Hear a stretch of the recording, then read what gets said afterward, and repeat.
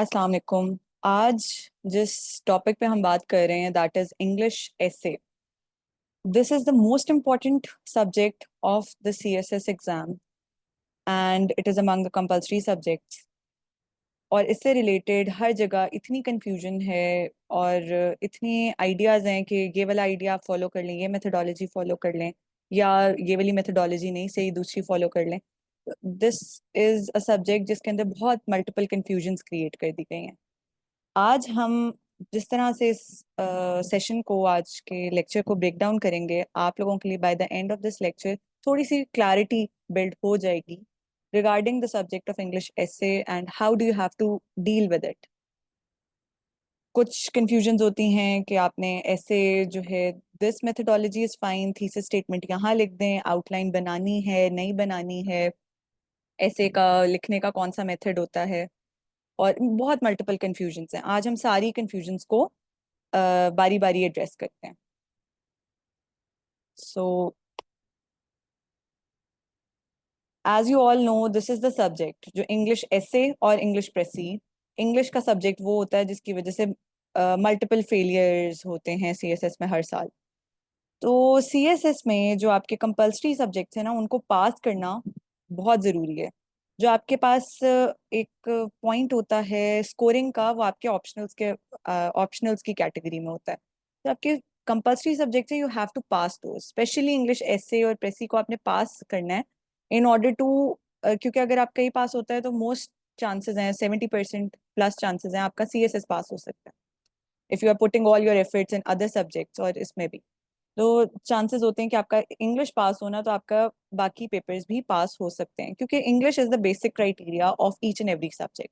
आपकी ग्रामर ठीक हो, आपके एक्सप्रेशन ठीक हो, and when you are practising essay, when you are practising precis, you will be able to write well in other subjects also. तो ये आपके सामने ये डॉन की रिपोर्ट है, एफपीएससी के अकॉर्डिंग ये है। डॉन के अकॉर्डिंग ये है कि 2% जो स्टूडेंट्स हैं वो पास हुए सीएसएस में, और 92% जो है वो फेल हुए थे सिर्फ इंग्लिश में इन 2016।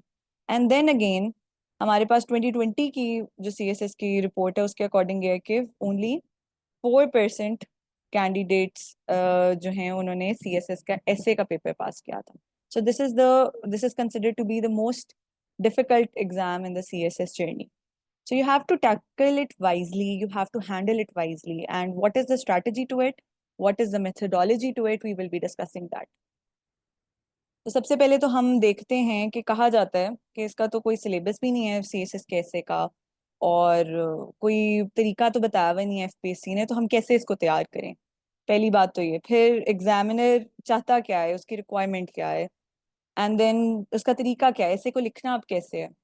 देन इज इट समथिंग, क्या आपने इसको क्रैम करना है, कहीं से याद कर लें तो आप ऐसे अच्छा प्रोड्यूस कर सकेंगे, या ये स्किल है। तो इन चीज़ों को हम देखते हैं आज।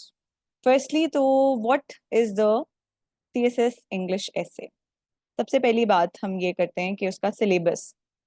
आई वाज एड्रेसिंग दिस बिफोर कि सब कहते हैं कि इसका सिलेबस नहीं है, लेकिन एफपीएससी की वेबसाइट पे जो सिलेबस है वो आपको गिवन है, and this is extracted from the syllabus.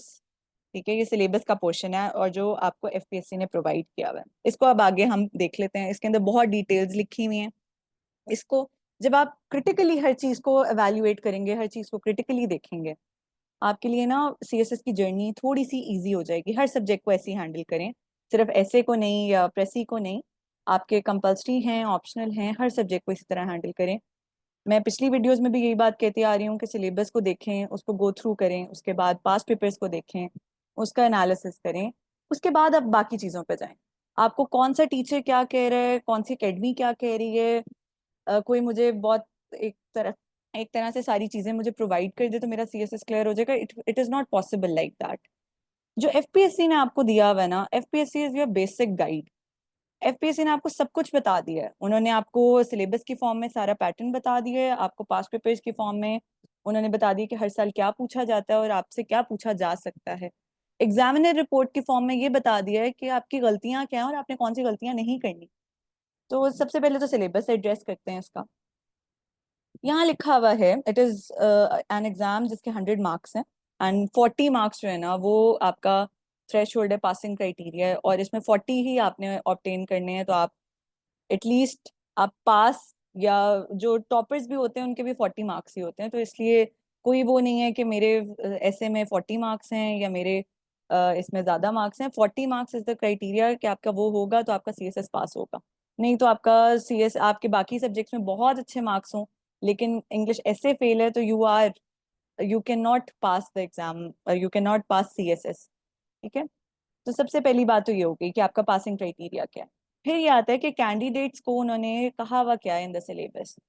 Candidates will be required to write one or more English ऐसे। ठीक है, ऐसे इन इंग्लिश।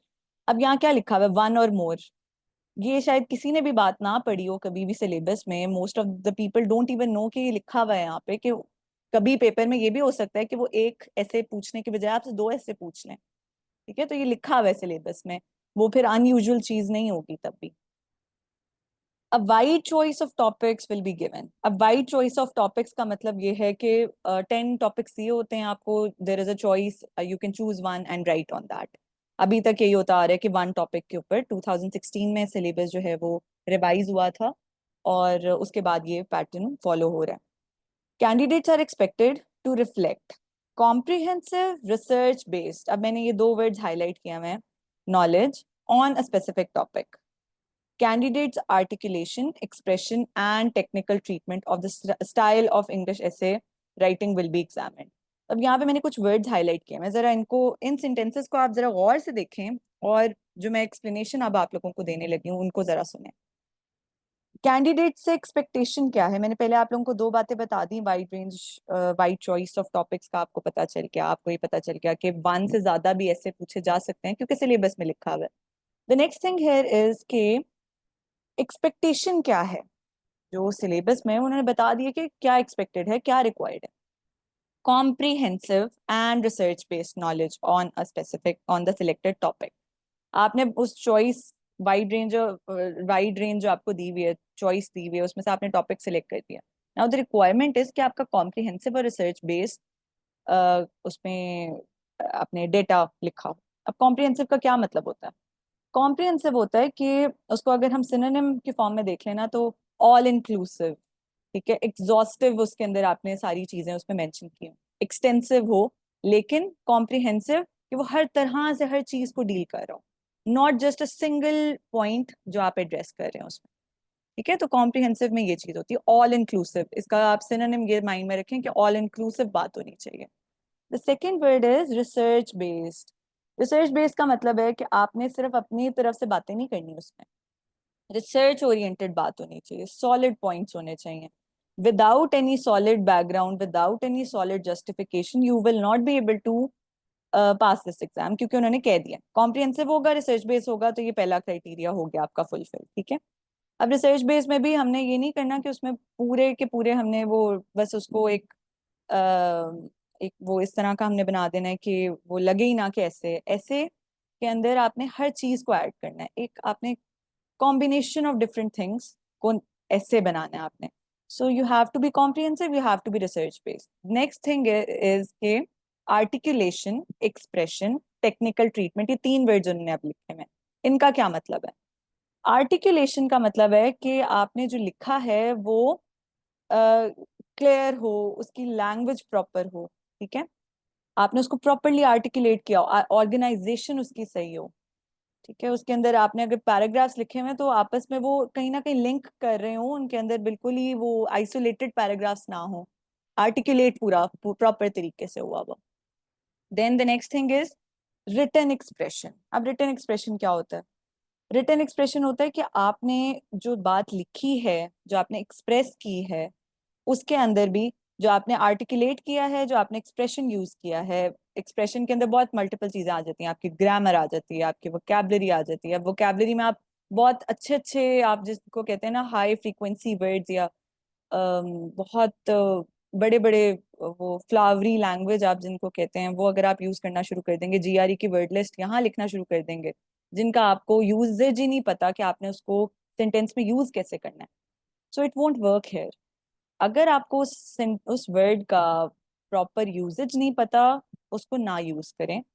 आपने जो चीज यूज करनी है उसको करेक्ट यूज करना है, correct usage of grammar, correct usage of vocabulary. So these are the things which are important.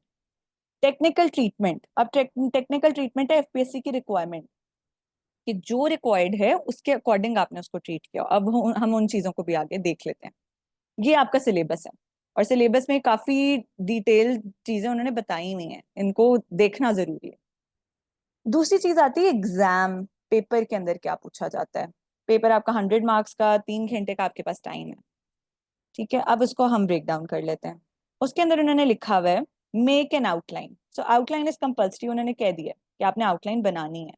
जो ये कहते हैं कि आउटलाइन नहीं बनानी, वो फिर वो ऐसी बात नहीं है। Outline banana is compulsory in the exam, जो आप ऐसे का अटेम्प्ट कर रहे हैं, उन्होंने कहा हुआ है। और यहाँ पे उन्होंने हाईलाइट क्या, कैपिटल में क्या लिखा हुआ है, comprehensive essay, write a comprehensive essay. Comprehensive का वर्ड हमने पहले डिस्कस कर लिया, उसका क्या मतलब है। On any one of the given topic. So ये वन भी अब आप लोग समझ रहे हैं कि वन क्यों उन्होंने आपके लिए यहाँ पे कैपिटल लेटर्स में लिखा हुआ है।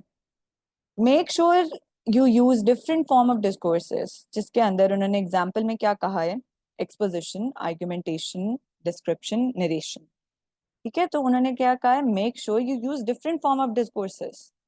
उन्होंने 4 आपको डिस्कोर्सेस अपने इसी में बता दिए, ठीक है। Credit will be given for organisation, relevance and clarity, जो हमने पहले बात की थी इन द प्रीवियस स्लाइड, के इसके अंदर आपकी आर्टिकुलेशन होनी चाहिए, इसके अंदर आपका जो टेक्निकल ट्रीटमेंट है वो होना चाहिए। So these are also the things which you have to consider. Outline हो गया जिसके अंदर आपकी क्या चीजें हैं कि किस पैराग्राफ में आप कौन सी बात कर रहे हैं। सो वो आपका एक ब्रॉडर कैटेगरी में आपने सारी चीजें उसमें क्लियर एक मैपिंग बता दी होती है कि मेरे ऐसे में ये चीजों की बात हो रही है। तो that is the outline. The next thing जो हम बात कर रहे हैं that is organisation, relevance and clarity, ठीक है। तो अब ये तीनों चीजें आपकी उन्हीं एस्पेक्ट से रिलेटेड है which we were talking about in the syllabus. अब डिस्कोर्सेज की जो उन्होंने बात की है, मैंने आप लोगों को बताया कि 4 डिस्कोर्सेज उन्होंने आपको इसमें बताए हैं इन द एग्जाम के जो नोट्स हैं उसमें लिखे हुए हैं, exposition, argumentation, description, narration. These are the 4 discourses, we will be talking about those in detail. And credit किन किन चीजों का दिया जाएगा, ऑर्गेनाइजेशन का, रेलेवेंस का, क्लैरिटी का। रेलेवेंस और क्लैरिटी, रेलेवेंस का ये मतलब है कि जो बात पूछी जा रही है आप उसी की बात कर रहे हैं, इररेलेवेंट तो नहीं हो रहे, आप अपनी बात से डेविएट तो नहीं हो रहे, इधर उधर की बातें तो नहीं कर रहे। फिर कॉम्प्रिहेंसिव, वही वाली चीज कि आप कॉम्प्रिहेंसिव उसको रखेंगे, ऑल इंक्लूसिव रखेंगे। क्लैरिटी है आपकी बात में या नहीं, इधर उधर हैप हाजिर तो नहीं आपकी लैंग्वेज चल रही। देन ऑर्गेनाइजेशन, बहुत इंपॉर्टेंट बात है, ऑर्गेनाइजेशन ऑफ योर, अगर आपके माइंड में क्लैरिटी है, आपकी थॉट्स में क्लैरिटी है, आपके पेपर पे क्लैरिटी रिफ्लेक्ट हो रही होगी। ऑर्गेनाइजेशन ऑफ योर थॉट्स, उसके अंदर आपकी ट्रांजिशन कैसे हो रही है, transition from the introductory paragraph to the next paragraph you are going, then the next one, और फिर कंक्लूड आप कैसे करें पूरे ऐसे में, आपकी कनेक्टिविटी कैसे है, उसमें क्लैरिटी है, उसके ऑर्गेनाइजेशन प्रॉपर है या नहीं है। ये बहुत इंपॉर्टेंट चीजें हैं, और इनके अंदर बहुत टेक्निकल ट्रीटमेंट, ये जो मैं आप लोगों को स्टार्ट में कह रही थी टेक्निकल ट्रीटमेंट, यही टेक्निकल ट्रीटमेंट है जिसका आपको स्किल लर्निंग की जरूरत है, ठीक है। तो ये चीज नहीं होती कि आपने किसी का पैटर्न नहीं फॉलो किया तो ऐसे नहीं पास होगा, आपने थीसिस स्टेटमेंट यहाँ नहीं लिखनी वहां लिखनी है, आपने आउटलाइन ऐसे नहीं बनानी वैसे बनानी है, तो वो सारी चीजें नहीं होती। आपने अगर एफपीएससी के चीजों को फॉलो किया, उनके टेक्निकल ट्रीटमेंट को फॉलो किया, you can pass the exam. उन्होंने क्या कहा, relevance, so you have to be relevant, ठीक है। तो ये सारी चीजें हो गई हमारी इन पे डिस्कस। अगली बात आती है regarding the requirements of the examiner. Examiner की क्या रिक्वायरमेंट है वो आप लोगों को पता होगी, तो आप लोग इसके अंदर अच्छा, एक तरह से आप पास हो सकते हैं, इस एग्जाम को पास कर सकते हैं। सो एग्जामिनर रिपोर्ट है यहाँ पे, और इसको मैं आप लोगों के लिए ना मैंने ब्रेक डाउन कर दिया ताकि आप लोगों को मैं क्लैरिटी दे सकूं कि इसके अंदर रिक्वायरमेंट क्या है। सबसे पहले तो एग्जामिनर कह रहे हैं कि कैंडिडेट्स ने क्रैम नॉलेज का इस्तेमाल किया है अपने पेपर के अंदर। क्रैम नॉलेज, वो कह रहे हैं कि guide books, cram knowledge, cram content की हमें जरूरत नहीं है। अब आप रेफरेंसेस तो दे रहे हैं, आप रिसर्च बेस्ड बात तो करें, लेकिन वो क्रैम डेटा की जरूरत नहीं है एग्जामिनर को, उसका तरीका है लिखने का, ठीक है। You have to be you have to be relevant, you have to be specific, you have to organise your language in such a way कि वो एक आपका सीएसएस का इंग्लिश ऐसे का एग्जाम लगे। ये फर्स्ट वो बात कहते हैं। दूसरी, dull monotony and repetition of information. अब मोनोटनस इंफॉर्मेशन आप लिखते जाएंगे, और वही बात है कि इसमें कॉम्प्रिहेंसिव बात तो ना हुई, ऑल इंक्लूसिव बात तो ना हुई, ठीक है, तो इसमें आपकी मोनोटनी नजर आ रही है। Then candidates did not have a clear sense of essentials of a comprehensive essay, जो मैं आप लोगों को स्टार्ट में बता रही थी कि comprehensive essay is required और उसके essentials क्या हैं। ठीक है, तो ये बहुत डिटेल्ड डिस्कशंस हैं जिसके अंदर आपको हर हर छोटे पॉइंट का आपको पता होना चाहिए। From starting from your sentence you have to be clear about your thoughts, you have to be specific about your thoughts, you have to organise your thoughts in such a way के आपका end तक essay जो है वो एक proper organise manner में examiner को नजर आ रहा हो। उसके बाद the candidates did not know the features which differentiate an essay from other form of writing. तो ऐसे का डिस्टिंग्विशिंग फीचर्स क्या होते हैं, ऐसे लिखा कैसे जाता है, वो चीजें तो आपको एफपीएससी ने खुद बता दी हैं कि ये चीजें हैं जो आपने अपने माइंड में रखनी है। You have to be clear about those from the scratch when you are studying the syllabus. ठीक है, candidates must know about the qualities of a standard essay and the standard expected by the commission। FPSC की जो requirement है उसका जो standard है you have to fulfil that. अब इसके अंदर ये है कि सीएसएस का एग्जाम एक बीए पास दे सकता है, 14 इयर्स एजुकेशन पे आप इस एग्जाम को दे सकते हैं। दैट मीन्स उनकी रिक्वायरमेंट ये है कि you don't have to become a Shakespeare in your language, you don't have to become something कि बहुत ही एक्स्ट्रा ऑर्डिनरी सी चीज आप कर रहे हैं उसमें। You have to be clear. ठीक है, और ये सबसे इंपॉर्टेंट चीज है कि जब तक आपके माइंड में क्लैरिटी नहीं है ना, आपके पेपर पे क्लैरिटी नहीं आ सकती। और जब तक आप प्रैक्टिस अच्छी नहीं करेंगे, आप बार बार लिख के चेक नहीं कराएंगे, आप बार बार उस चीज की प्रैक्टिस नहीं करेंगे, अपनी गलतियों को ओवरकम नहीं करेंगे, तो ये चीजें नहीं हो सकती। तो इसलिए जरूरी क्या है, लिखना, उसको एवेल्युएट कराना। Start from a sentence then move to a paragraph, there are rules to write those. Sentence लिखने का तरीका आपने उसके रूल्स देखे, आपने फिर पैराग्राफ लिखने के तरीके को स्टडी किया, फिर आप आए, फिर दो पैराग्राफ्स को कैसे कनेक्ट करना है, फिर इंट्रोडक्शन कैसे लिखना है, तो ये सारी चीजें ऐसे राइटिंग का पार्ट है। You have to know those things. फिर एक correct usage of grammar and vocabulary. ये वही वाली इंपॉर्टेंट बात जो मैं आप लोगों को स्टार्ट में भी एड्रेस कर रही थी कि हमने जीआरई वर्ड लिस्ट का की वो लाइन नहीं लगा देनी अपने एसे में। हमने हाई फ्रीक्वेंसी वर्ड्स के बहुत ज्यादा इस्तेमाल नहीं करना, अगर हमें यूज नहीं आता we have to skip it. ठीक है, जो आता है आपने उसको यूज करना है वहां पे वो आपको हाई फ्रीक्वेंसी पे बहुत एक्स्ट्रा ऑर्डिनरी मार्क्स नहीं दे देंगे। अगर आपने उसको करेक्ट यूज ही नहीं किया तो कोई उसमें आपने बहुत बड़ी बात नहीं की। इसलिए you have to be correct in your language, correct usage of grammar and correct usage of vocabulary. तो क्या हो गया, क्रिएटिविटी आपकी एनालिसिस हो रही है इसमें, कोहेरेंस चेक हो रही है, आपका एक्सप्रेशन चेक हो रहा है। ये वही वाली बातों की समरी हो गई यहाँ पे। अब मैं आप लोगों को एक और पॉइंट यहाँ पे बताऊं कि the choice of the topic is the most important thing. 9 बजे आपका पेपर स्टार्ट होता है एंड 12 बजे तक खत्म होता है पहला पेपर। सबसे पहला पेपर आपका ऐसे का होता है, सीएसएस की जर्नी का जो आपका फर्स्ट पेपर है वो आपका ऐसे का होगा। 9 बजे पेपर स्टार्ट हुआ, 12 बजे एंड हो रहा है, 3 आवर्स का एग्जाम है। अगर आपने चूज ही गलत टॉपिक कर लिया ना, 10 मिनट के अंदर अंदर आपकी चॉइस ही गलत है और आपने उसको अच्छे तरीके से इंटरप्रेट नहीं किया, उसको ब्रेक डाउन नहीं सही किया, तो वहीं पे आपका ऐसे तो फेल हो जाएगा। ठीक है, तो वो 10 मिनट आपके इंपॉर्टेंट हैं, 10 मिनट गौर से देखें, हर टॉपिक को देखें। ये नहीं कि अगर शुरू के टॉपिक्स में से दो टॉपिक्स में से एक मुझे समझ आ रहा है, अच्छा ठीक है मैं इसी पे शुरू हो जाऊं। पूरे 10 टॉपिक्स पढ़ें। हो सकता है आपको लास्ट टॉपिक जो है वो ज्यादा सूटेबल लग रहा हो, तो be clear in your thoughts इनमें भी कि आपने चॉइस कौन सी करनी है, चूज कौन सा करना है टॉपिक, तो ये भी बात इंपॉर्टेंट है। और फिर उसके बाद आपने उसकी प्लानिंग, उसकी ब्रेनस्टॉर्मिंग कैसे करनी है, वो भी मैं आप लोगों को तरीका बताऊंगी कि उसको आपने, आपका सोचने का तरीका कैसा होना चाहिए कि आपकी वो थॉट्स ही क्लियर आएंगी पेपर पे। ठीक है, and then how do you have to write the essay. तो ये सारी चीजें जो हैं ये by the passage of time आप सीखेंगे। और अभी अगस्त का महीना है, अगस्त बहुत अच्छा टाइम है आपके पास अभी एसे को सीखने का। This is the golden period for you to start writing an essay. अभी से लिखना शुरू करेंगे, ये नहीं सोचना कि मेरे पास तो अभी डेटा नहीं है, मैं आखिरी महीने में ऐसे को करूं और मेरा ऐसे पास हो जाएगा। That is not possible. Start from today, और आज से ही ये इसकी स्किल लर्निंग है। you will have to you will have to consult someone for essay. You cannot do it on your own. आप अपने आप में you can have your biases. आप कहेंगे अच्छा मैं जो लिख रहा हूँ या लिख रही हूँ मैं ठीक लिख रहा हूँ, बट देर आर चांसेस कि उसमें आपने बहुत गलतियां की हुई हैं, ठीक है।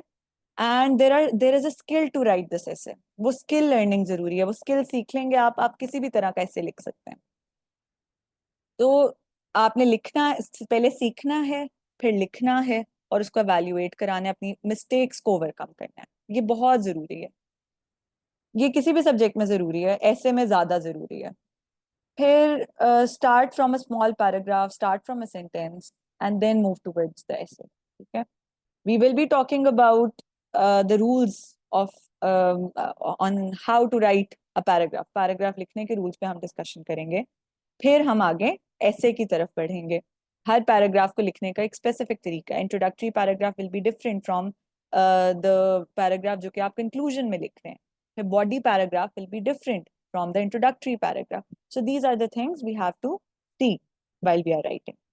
इसके अंदर आपके टॉपिक, जो आपका मेन टॉपिक है, यू आर एड्रेसिंग दैट। उसके अंदर आप, मैंने जो जैसे आप लोगों को सिखाया एग्जाम्पल वाली बात, कि रिसर्च बेस आपका कंटेंट हो, कंक्लूजन्स आपके प्रॉपर हो, ठीक है। और ये चार जो हैं ये आपको दिए हुए हैं डिस्कोर्सेज, एफपीएससी ने कहा हुआ है। तो हमने क्या डिस्कस किया कि प्लानिंग और ब्रेनस्टॉर्मिंग इंपॉर्टेंट है, आपकी डेटा की ऑर्गेनाइजेशन इंपॉर्टेंट है, क्योंकि उसके मार्क्स हैं आपके, आउटलाइन आपने कैसे डेवलप की है। तो इसमें एक और मैं आप लोगों को बात बता दूं, इसमें टाइम मैनेजमेंट बहुत ज़्यादा इंपॉर्टेंट है। अगर आपका ऐसे कंप्लीट नहीं हुआ तो फिर तो मसला हो गया ना। 3 घंटे में you have to write an outline also, and then you have to write full fledge essay. तो टाइम मैनेजमेंट भी इसमें बहुत इंपॉर्टेंट है, और वो प्रैक्टिस से डेवलप होती है। पहले आप स्किल सीखें और फिर उसकी प्रैक्टिस करें, तो आपकी टाइम मैनेजमेंट वाला जो प्रॉब्लम है वो भी ग्रेजुअली हल हो जाएगा। तो अब क्या होते हैं, क्वालिटी ऐसे लिखते कैसे हैं, ठीक है। तो वो है learning the skill is important. वो किसी से भी आप लर्न करें, उस स्किल को सीख लें, you will be able to pass this exam. और इसमें हमने पास करना है, ये जो है ऐसे का पेपर, उसमें we don't have to reach the top top position in essay only, हमने ओवरऑल टॉप करना है, ठीक है। हमने सिर्फ ऐसे को टॉप नहीं करना, तो इसलिए इसको पास कर लें ताकि आप टॉप पोजीशन में पहुंच सकें। दिस इज इम्पोर्टेंट, और आप अपने डिजायर्ड एलोकेटेड ग्रुप में पहुंच सकें। तो पहले इसको पास करेंगे तो हमारा वो जो एक लाइन है वो सेट होगी, और फिर हम आगे बढ़ सकेंगे। सो this is important.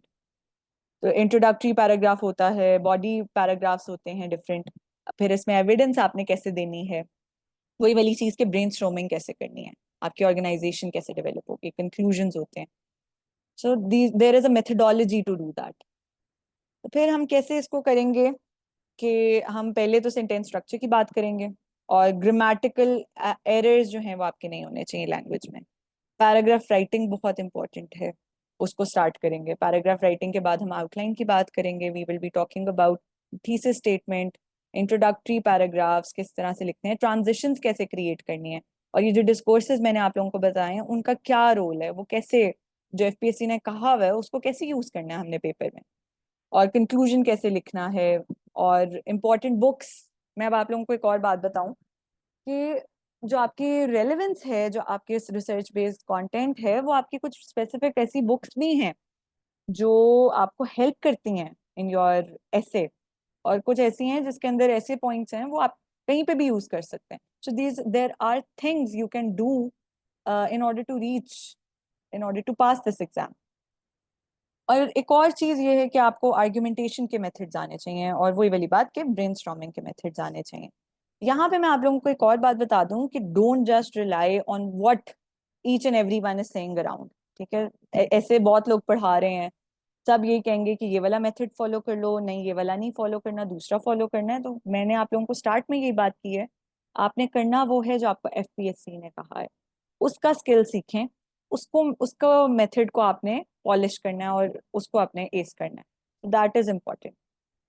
This is what I did in my journey. और मैंने भी यही किया था कि मुझे मल्टीपल लोगों ने मल्टीपल सजेशंस दिए कि ये करना है या वो करना है, लेकिन किया मैंने वो जो मुझे एफपीएससी ने बताया हुआ था, ठीक है। तो दिस इज इम्पोर्टेंट। और वो चीज़ें, ये वाली चीज़ों की स्किल लर्निंग करनी ज़रूरी है. So we will be learning दो स्किल्स. और ये इस तरह से यूट्यूब वीडियोस के फॉर्म में it is a little impossible to explain each and every part of this, क्योंकि इसमें one on one discussion is important. Essay का पेपर जो है वो आपकी करेक्शंस और आपकी चीज़ें इस तरह से नहीं हो सकती कि आपको सिर्फ एक आप वीडियो की फॉर्म में एक चीज़ देख लें and then you will be able to acquire that knowledge or the skill. So this is important कि आप उसको प्रैक्टिस करें. The practice is important और स्किल लर्निंग इज इम्पोर्टेंट. ये मेरा एक ऐसे का पार्ट है जो मैंने बहुत स्टार्ट में इसको सॉल्व किया था. और फिर ग्रेजुअली अपने पेपर के दौरान, पेपर से पहले आई इम्प्रूव्ड अ लॉट. और स्टार्ट में जो मैंने फर्स्ट ऐसे लिखा था it was not like this. तो हर इंसान जो है वो ग्रेजुअली इम्प्रूव करता है. So you have to improve with the passage of time and you will improve. So this was all for the introductory session of English essay. And I hope कि आप लोगों ने आज essay का breakdown जो आपको FPSC ने दिया हुआ है और उसी को आपने follow करना है, वो आपने सीखा होगा. And this video was beneficial to you all. Thank you everyone. Allah Hafiz.